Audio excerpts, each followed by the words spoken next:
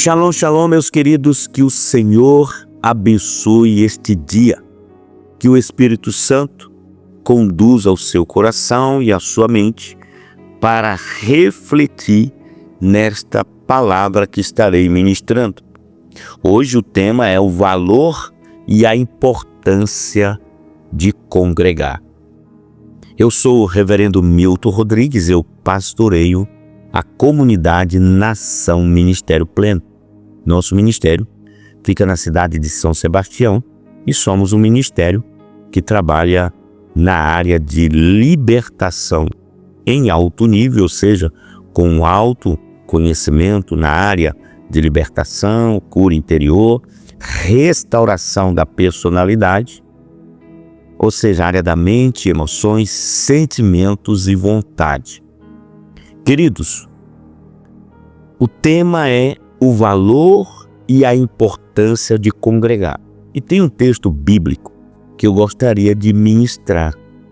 Esse tema é um tema que muitos cristãos têm deixado de viver e aplicar na sua vida. O texto de Hebreus, capítulo 10, versículo 19 até o versículo 25, nos traz a seguinte mensagem: tendo, pois, irmãos, intrepidez para entrar no Santo dos Santos, pelo sangue de Jesus, pelo novo e vivo caminho que ele nos consagrou pelo véu, isto é, pela sua carne, e tendo grande sacerdote sobre a casa de Deus, aproximemo-nos com sincero coração em plena certeza de fé, tendo o coração purificado de má consciência e lavado o corpo com água pura. Guardemos firme a confissão da esperança, sem vacilar, pois quem fez a promessa é fiel. Consideremo-nos também uns aos outros, para nos estimularmos ao amor e às boas obras. Não deixemos de congregar-nos, como é costume de alguns. Antes, façamos admoestações e tanto mais quanto vedes que o dia está se aproximando. Então, amados, o Senhor tem me levado esses dias a meditar, pensar a respeito da importância do congregar. A importância de estar juntos, a importância de estar com meus irmãos e com eles prestar culto e adoração ao Senhor. Amados, desde a criação do homem, Deus, o Pai, tinha o desejo de que esse homem, o qual ele mesmo criou à sua imagem e à sua semelhança, relacionasse não só com ele, mas com outros homens, filhos e filhas, que seriam gerados de Adão e Eva, a imagem e semelhança do seu Criador. Deus disse a Adão e Eva: sede fecundos, multiplicai-vos.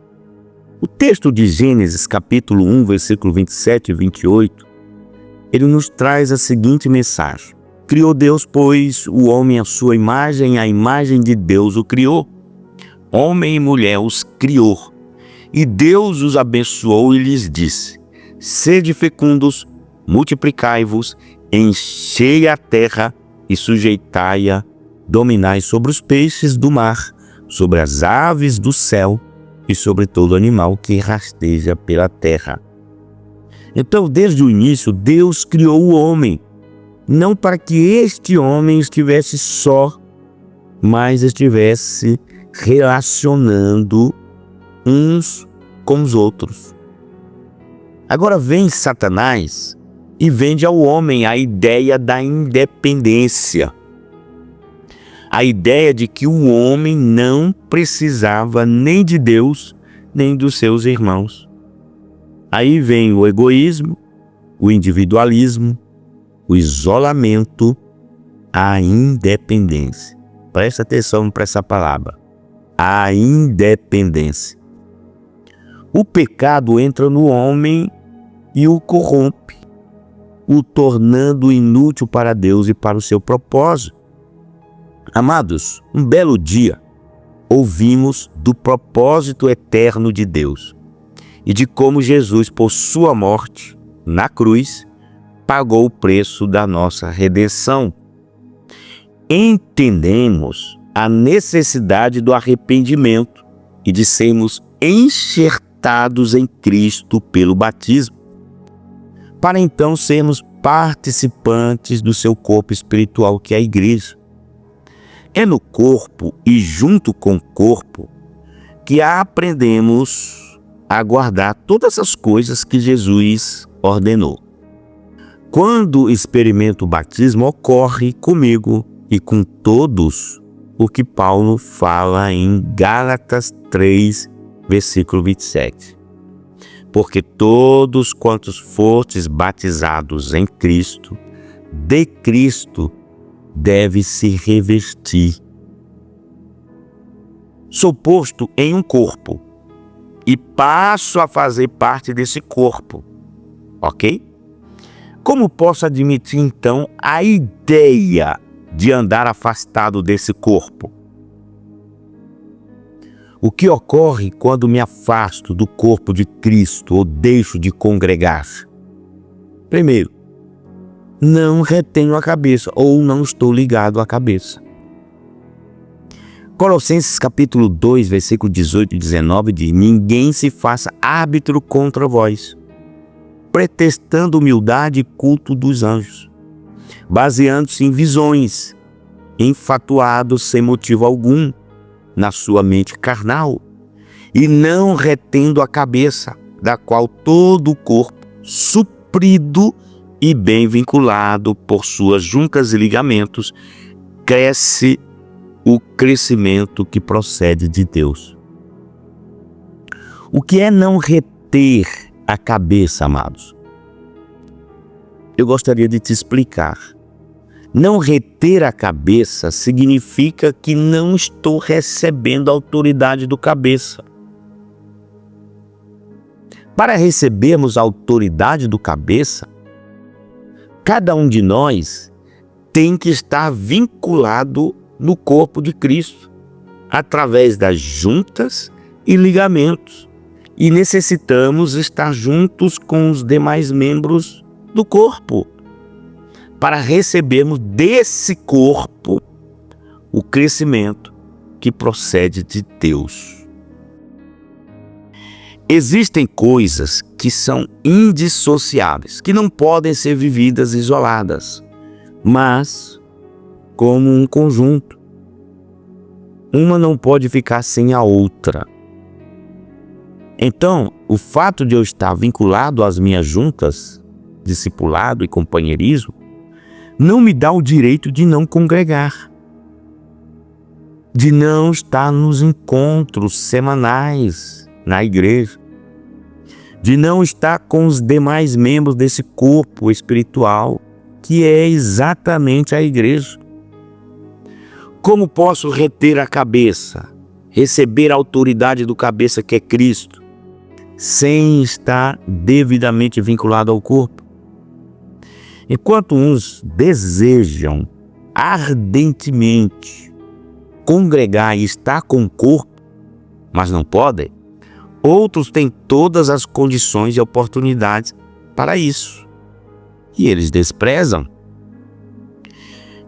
Existiu uma discípula que há muitos anos foi vinculada ao ministério, que desejaria ardentemente congregar, mas seu esposo a impedia.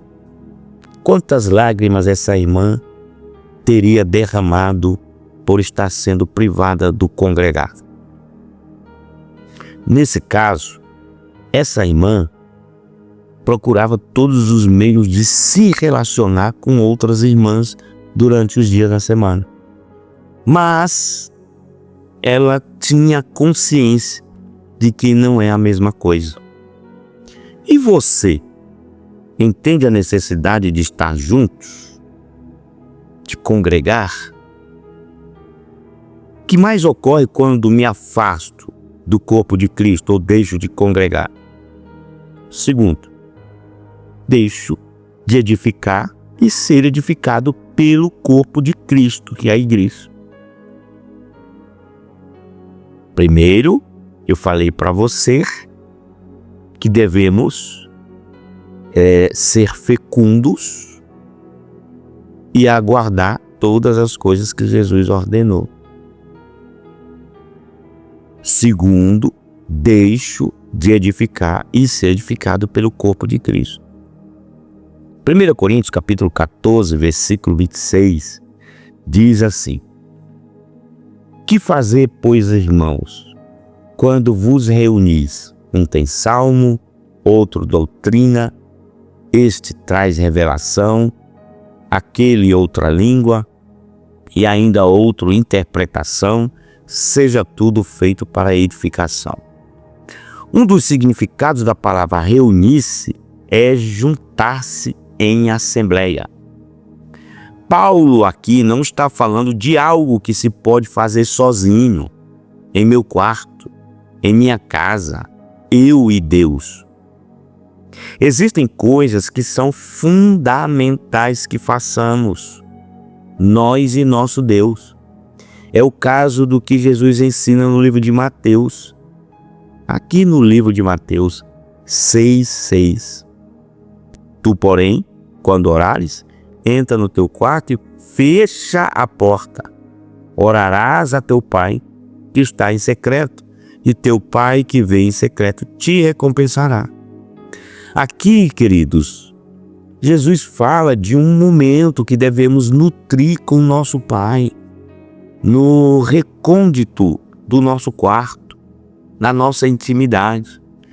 É imprescindível entendermos que existe uma graça que é liberada sobre nós individualmente, mas há outro nível de graça que somente pode ser recebida quando estamos reunidos com nossos irmãos. O propósito é estar reunido. O próprio Jesus afirma o seguinte: Mateus 18, versículo 18 até o versículo 20. Em verdade vos digo que tudo que ligardes na terra terá sido ligado nos céus, e tudo que desligardes na terra terá sido desligado nos céus. Em verdade também vos digo que, se dois dentre vós sobre a terra concordarem a respeito de qualquer coisa que porventura pedirem, ser-lhes-á concedida por meu Pai, que está nos céus. Porque onde estiverem 2 ou 3 reunidos em meu nome, ali estou no meio deles. Então aqui claramente Jesus está falando da oração coletiva, não de uma oração que se faz a sós no quarto, na sua sala. Essa medida de graça somente virá sobre nós se estivermos juntos com nossos irmãos. No caso do texto de 1 Coríntios, capítulo 14, versículo 26, o apóstolo Paulo fala de algo que somente pode ocorrer quando estou em congregação. Vejamos mais uma vez o que Paulo fala nesse texto. 1 Coríntios, capítulo 14, versículo 26. Que fazer, pois, irmãos, quando vos reunis? Um tem salmo, outro doutrina, este traz revelação, aquele outra língua e ainda outra interpretação. Seja tudo feito para a edificação. Veja aqui comigo. Um tem salmo, outro doutrina, este traz revelação, aquele outra língua e ainda outro interpretação. Vejam, amados, para que haja isso que Paulo está descrevendo, é necessário que estejamos juntos, que estejamos congregando. Paulo ainda exorta a igreja de Filipos, dizendo o seguinte, Filipenses capítulo 2, do versículo 1 ao 4. Se há, pois, alguma exortação em Cristo, alguma consolação de amor, alguma comunhão do Espírito, se há entranhados afetos e misericórdias, completai a minha alegria, de modo que penseis a mesma coisa, tenhais o mesmo amor, sejais unidos de alma, tendo o mesmo sentimento. Não façais por partidarismo ou vanglória, mas por humildade, considerando cada um os outros superiores a si mesmo. Não tenha cada um em vista o que é propriamente seu, senão também cada qual o que é dos outros. Então aqui nós podemos perceber, amados, que todas as exortações que Paulo traz àquela igreja refere-se ao exercício da unidade, da comunhão, do amor, da unidade, da humilhação. Como praticar isso sozinho? É impossível. Eu preciso do corpo de Cristo para receber plenamente o crescimento que procede de Deus. E por fim, quando me afasto do corpo de Cristo ou deixo de congregar, terceiro tópico é que eu sinalizo que algo de errado pode estar acontecendo comigo. Provérbios 18:1 diz o seguinte: o solitário busca o seu próprio interesse e insurge-se contra a verdadeira sabedoria. A primeira indicação de que algo não vai bem conosco é quando começamos a querer ficar sós. Quando o estar com meus irmãos começa a me incomodar. Deixar de congregar pode revelar em nós uma atitude de autossuficiência, individualidade e arrogância, como se declarássemos que não precisamos de ninguém para desenvolver minha vida de comunhão com Deus. Lembra do termo que eu falei lá no início? Independência? Aquele que anda só é naturalmente egoísta. Só olha para seu umbigo. Busca seus próprios interesses. Ou está esfriando na fé. Uma fogueira. Quando você tira um tição da fogueira, uma brasa, ela permanece acesa por um tempo. Depois ela apaga-se. Da mesma forma é quem se distancia da igreja. Amados, o solitário se basta. Não precisa de conselhos. Não precisa de ajuda. Existe um texto que fala claramente de como Deus vê essa situação. Tiago, capítulo 4, versículo 6, a parte B, diz assim: Deus resiste aos soberbos, mas dá graça aos humildes.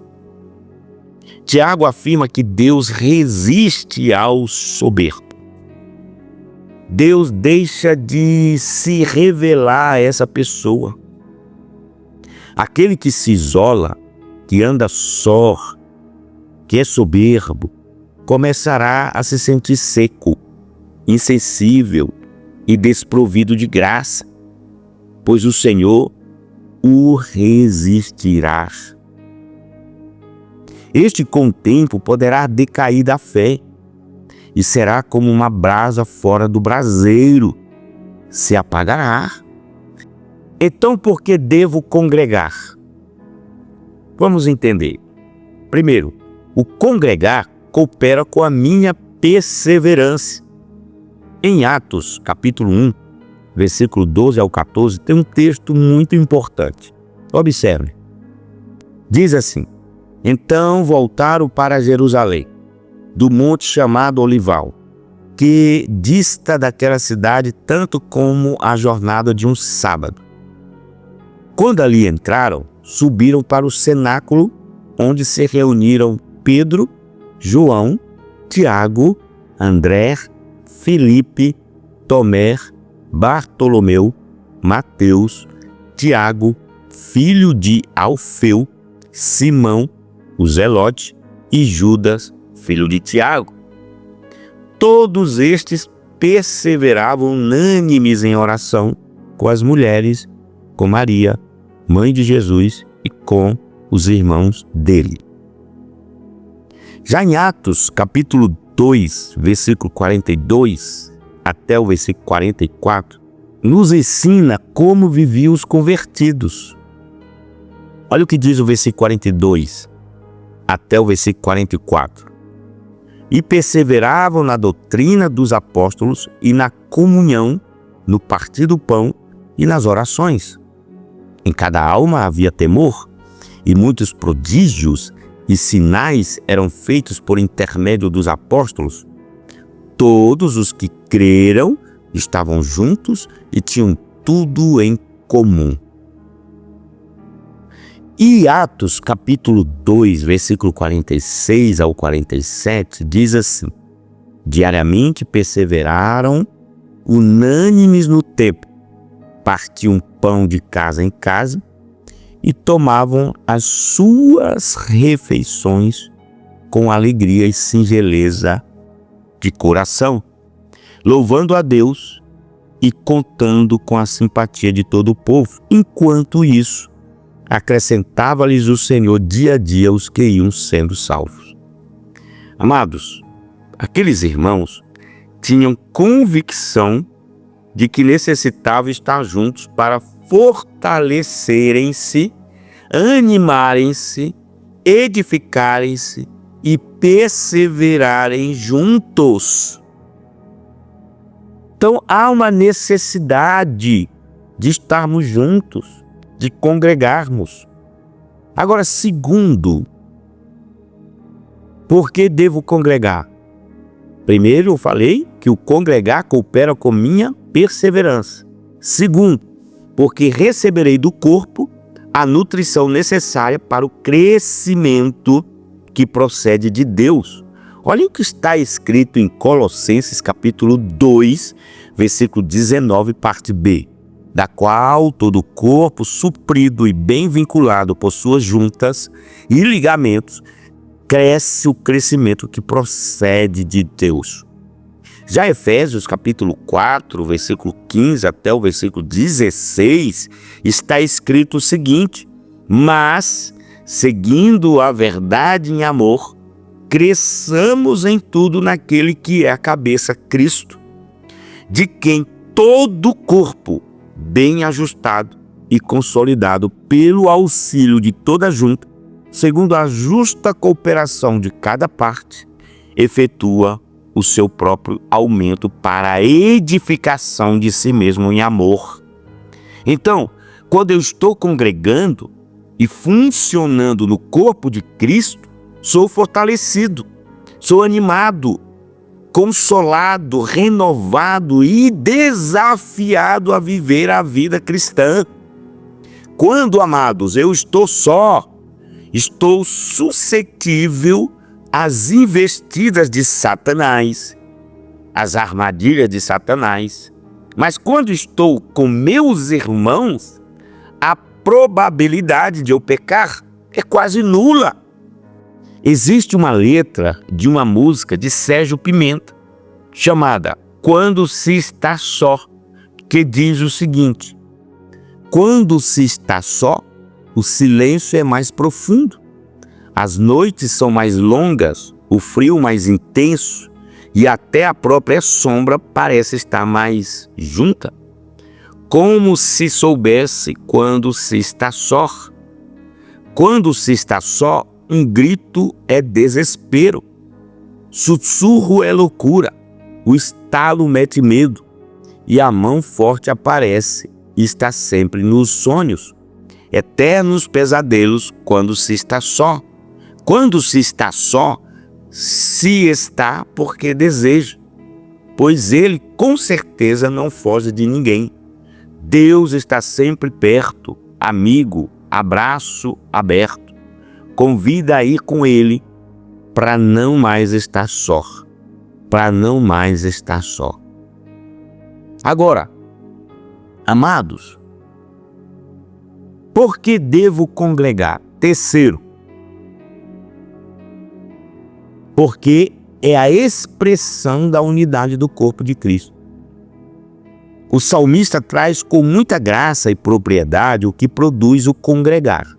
E aqui eu gostaria que você aumentasse a sua atenção. Olha o que diz Salmo 133. Ó, como é bom e agradável viverem unidos os irmãos.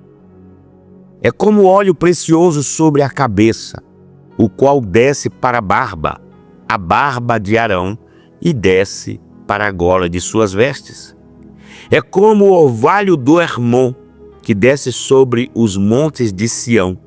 Ali ordena o Senhor a sua bênção e a vida para sempre. Então, queridos, aonde o Senhor ordena a sua bênção e a vida para sempre, onde existe a união entre os irmãos,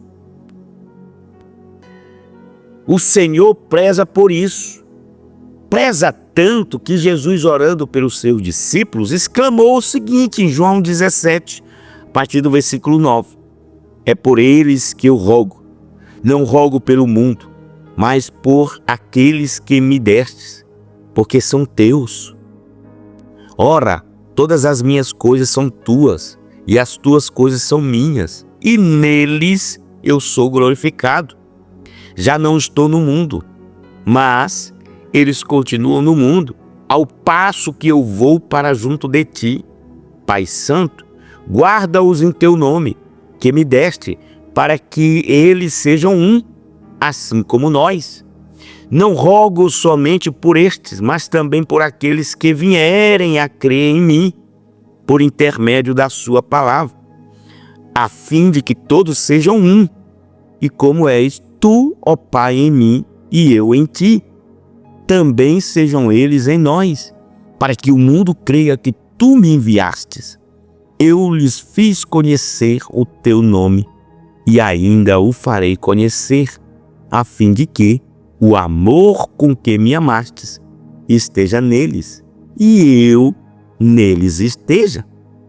Então, à medida que entendemos a necessidade de estarmos juntos, serão fortalecidos entre nós os laços de afeto e misericórdia que necessitamos para viver a vida cristã.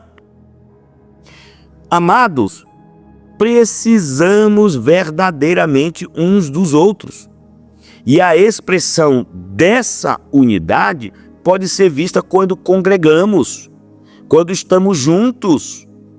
O apóstolo Paulo, sabendo que havia na igreja de Coríntios divisões, exortou aqueles irmãos a perseverarem na unidade.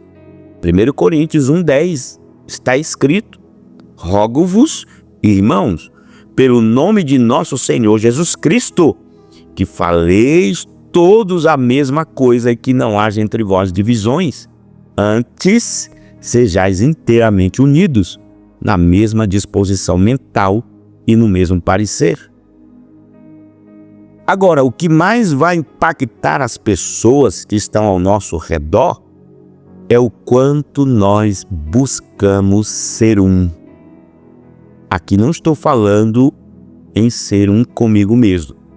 Estou falando em ser um com meu irmão. Pagar o preço de andar juntos, de ser sal e luz, de servir, de amar, de viver o reino de Deus. Jesus fala, a fim de que todos sejam um, e como és tu, ó Pai, em mim e em ti, também sejam eles em nós, para que o mundo creia que tu me enviastes. Então, amados, que o Senhor nos revele o valor do congregar.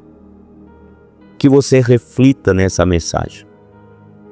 Que você pare, pense, avalie a sua vida, seus posicionamentos, seus pensamentos, sua postura, suas atitudes diante do Senhor.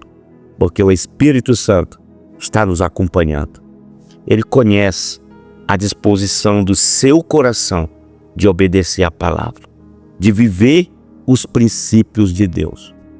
O Espírito Santo conhece o nosso caráter. Ele sabe quem é você. Não adianta. Ele nos conhece. Ele é onisciente. Ele é onipresente. E Ele é onipotente. Que Deus abençoe a sua vida. Você já é inscrito no nosso canal? Não é? Se inscreva aqui abaixo. E após se inscrever, queridos, você ative o sininho para receber notificações todas as vezes que postarmos algo interessante para a sua vida. E também não esqueçam, nós estamos nas redes sociais. Lá no Instagram, você vai colocar @Ministério Pleno. No Facebook, você vai colocar @Ministério Pleno. No TikTok, você vai colocar Ministério Pleno 10, ok? Ministério Pleno e o número 10, ok, queridos? Agora eu quero fazer um pedido para você. Dê o seu like, não esqueça. Ele é importante, ele sobe, o nosso devocional e faz com que outras pessoas sejam alcançadas. Não esqueça de dar o seu like, o seu joinha e também eu quero te pedir outro favor. Comente, fale do que tocou o seu coração essa mensagem, o que despertou no seu espírito, porque essa palavra é importante. Que possamos entender que temos um corpo, recebemos o sopro do Espírito, temos uma alma. E eu te pergunto, para onde vai a sua alma? Você decide, ok? Amados, paramos a série que estamos fazendo sobre as prisões da alma para falar sobre o congregar.